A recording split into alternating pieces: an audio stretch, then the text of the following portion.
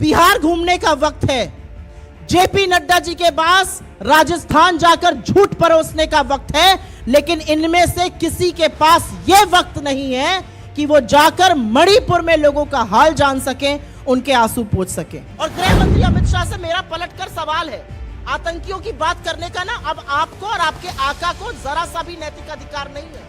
और इसलिए नहीं है क्योंकि 1 महीने से कम समय में 2 आतंकी वारदातें हुई इस देश में। राहुल गांधी जी वहां पर लोगों से मिलने जा रहे हैं, राहुल गांधी जी वहां पर लोगों को ढांढस बंधाने जा रहे हैं, और जिस नफरत के बाजार में मोहब्बत की दुकान खोलने की उन्हें ठानी है, उसको आगे बढ़ाने के लिए जा रहे हैं। इसमें किसी को क्या आपत्ति हो सकती है? और मैं कुछ वाकये जरूर बता देती हूं। आज 2 महीने हो गए मणिपुर में प्रधानमंत्री के मुंह से हिंसा की भर्त्सना और शांति की अपील नहीं निकली। गृह मंत्री अमित शाह गुजरात घूम रहे हैं, उनको मणिपुर में होना चाहिए। धू धू करके जल रहा है मणिपुर, वहां क्या पर्यटन करने गए थे?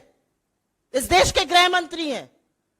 गोलीबारी होती है मिजोरम और असम में और वो चुपचाप बैठे रहते हैं। इस देश की सबसे डेकोरेटेड एथलीट्स घसीटी जाती है सड़कों पर उनकी निरंकुश पुलिस से और वो चुप रहते हैं। क्या बात करते हैं आप लोग? गृह मंत्री अमित शाह गुजरात पर्यटन पर गए या मणिपुर पर्यटन पर गए थे? और गृह मंत्री अमित शाह से मेरा पलटकर सवाल है, आतंकियों की बात करने का ना अब आपको और आपके आका को जरा सा भी नैतिक अधिकार नहीं है। और इसलिए नहीं है क्योंकि 1 महीने से कम समय में 2 आतंकी वारदातें हुई इस देश में। पुंछ में हमारे 5 जाबाज शहीद हुए और राजौरी में हमारे 5 जाबाज शहीद हुए। आपने एक श्रद्धांजलि, एक संवेदना, एक शब्द सुना गृह मंत्री और प्रधानमंत्री से?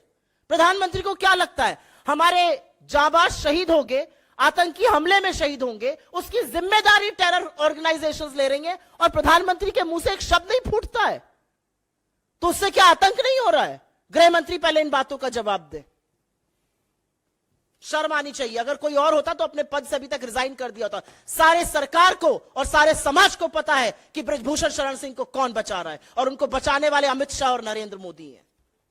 आज वैसे तो ईद की मुबारकबाद देनी चाहिए और आप सबको ईद मुबारक हो, लेकिन इस अत्यंत गंभीर मुद्दे को लेकर हम आपके सामने आए हैं क्योंकि मणिपुर इस देश का हिस्सा है, 2 महीनों से जल रहा है, और इस देश के प्रधानमंत्री को रत्ती भर इस देश के एक अभिन्न हिस्से की चिंता नहीं है। असलियत तो यह है कि नफरत से भरा तानाशाह प्यार से डरता है और प्यार के विरोध में खड़ा है। प्रधानमंत्री ने 2 महीनों से मणिपुर की कोई सुध नहीं ली, प्रचार प्रसार करते रहे, चुनाव में अपना बूथ मजबूत कराते रहे, अमेरिका इजिप्ट घूमते रहे। गृह मंत्री ने पलड़ा झाड़ लिया, 130 से ज्यादा लोग की मौत हो चुकी है, हजारों लोग मजबूर हैं, कैंप में रहने के लिए विस्थापित हो चुके हैं, स्कूल कॉलेजेस हजारों बिल्डिंगें जलकर राख हो गई हैं। और जब राहुल गांधी जी ने ठाना कि उनको वहां जाना है और वहां जाकर भारत जोड़ो को जारी रखना है, तो उनके रास्ते में अवरोध, उनके रास्ते में रोड़ा बनने का काम क्यों कर रही है भारतीय जनता पार्टी की मणिपुर की सरकार? और यह सारा काम केंद्र की मोदी सरकार के इशारे पर हो रहा है। और इसका एक ही फलसफा है, राहुल गांधी जी वहां क्यों जा रहे हैं? राहुल गांधी जी वहां पर टूटे बिखरे सपनों को सजोने के लिए, जिन लोगों का विश्वास हिल गया है, जिनके मन में शंका है, उनमें विश्वास जगाने के लिए, प्यार जताने के लिए, लोगों के आंसू पोंछने के लिए, लोगों को यह विश्वास दिलाने के लिए कि हम आपके साथ इस दुख की घड़ी में खड़े हैं और हम हर कीमत पर दुख की इस घड़ी में पार हो जाएंगे। इसलिए राहुल गांधी जी वहां पर जा रहे हैं।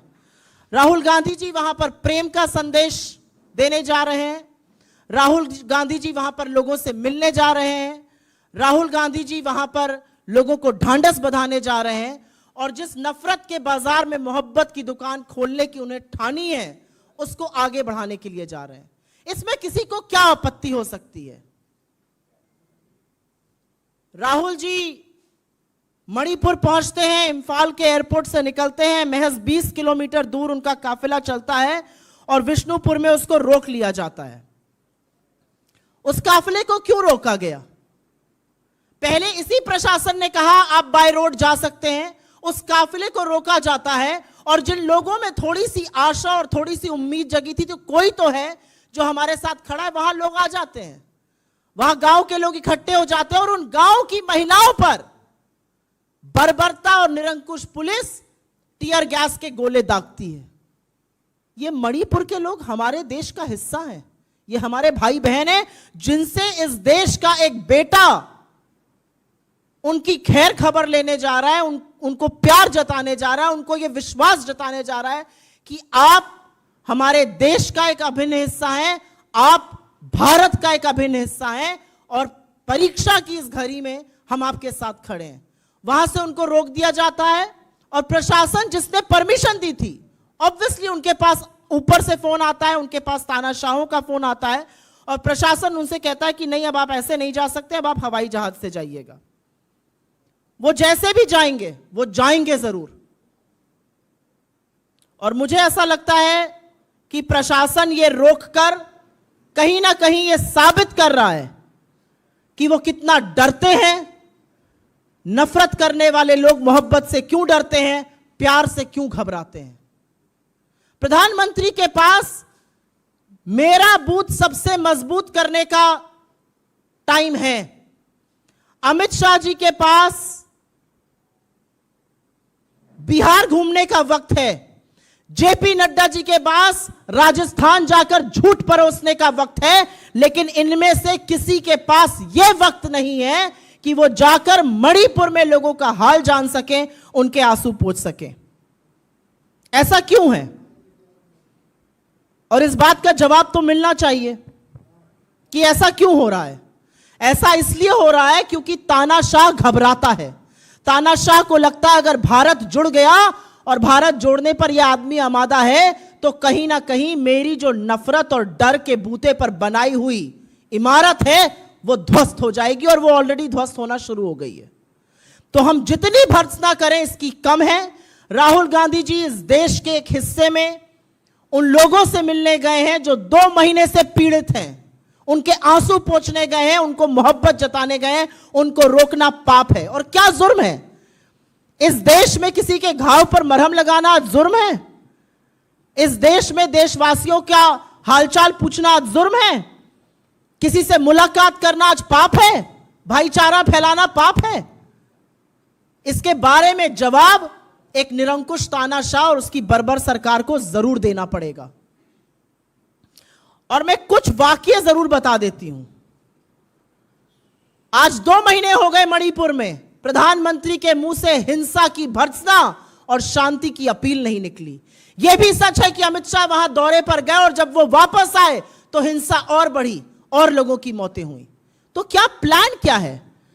एक ऑल पार्टी मीटिंग बुलाई जाती है जिसमें प्रधानमंत्री ही नहीं है। उस मीटिंग में जो एकमात्र रिप्रेजेंटेटिव मणिपुर के हमारे पूर्व मुख्यमंत्री थे, उनको कुल गिनकर 3 मिनट बोलने दिया जाता है। आपका प्लान क्या है मणिपुर में शांति बहाल करने के लिए? मीडिया को मैनेज करके आप मणिपुर की आग और हिंसा को शांत नहीं कर सकते हैं। मणिपुर के लोगों से बात कीजिए, उनका विश्वास जीतिए, और जो ये कोशिश कर रहा है उस कोशिश को और आगे बढ़ाइए। और मैं ये इसलिए कहना चाहती हूं क्योंकि कांग्रेस हर बार जब इस देश पर संकट आया है, जब इस देश पर दिक्कतें आई हैं, तो खड़ी हुई है। चाहे वो महात्मा गांधी हो जो नोआखली पहुंच गए थे अपनी जान की बाजी लगाकर और हिंसा को शांत करके अमन चैन बहाल कर ही उन्होंने बात मानी थी, या चाहे वो नेहरू हो जिन्होंने यही दिल्ली में समस्या हुई और वो खुद मैदान में उतर गए, या इंदिरा जी हो जो बेलछी खुद पहुंच गए, और या आज राहुल जी हो जो खुद पहुंच गए हैं और चाहते हैं कि यह हिंसा रुक जाए, क्योंकि हिंसा की लेश मात्र एक सभ्य समाज में जगह नहीं है। लेकिन उनको रोका जा रहा है। रोकना हिंसा को है, बचाना लोगों को है। रोका राहुल गांधी को जा रहा। और यह पहला वाकया नहीं है। जब हाथरस जा रहे थे तब आपने रोका था, जब लखीमपुर जा रहे थे तब आपने रोका था। हर बार अगर राहुल गांधी जी लोगों के साथ खड़े होने के लिए जाते हैं तो आप रोकते हैं, लेकिन इतिहास भी साक्षी है कि वो जहां जाने के लिए निकलते हैं अंततोगत्वा वहां पहुंचते जरूर है। हम इसकी भर्त्सना करते हैं और इस सरकार से उम्मीद करते हैं कि मणिपुर में जो कोई भी शांति बहाल करना चाहता है अमन चैन लाना चाहता है, भाईचारा लाना चाहता है, उसके रास्ते में आप अवरोध, उसके रास्ते में आप कांटा नहीं बनेंगे, वरन वहां पर शांति बहाल करने की खुद भी प्रयास करेंगे।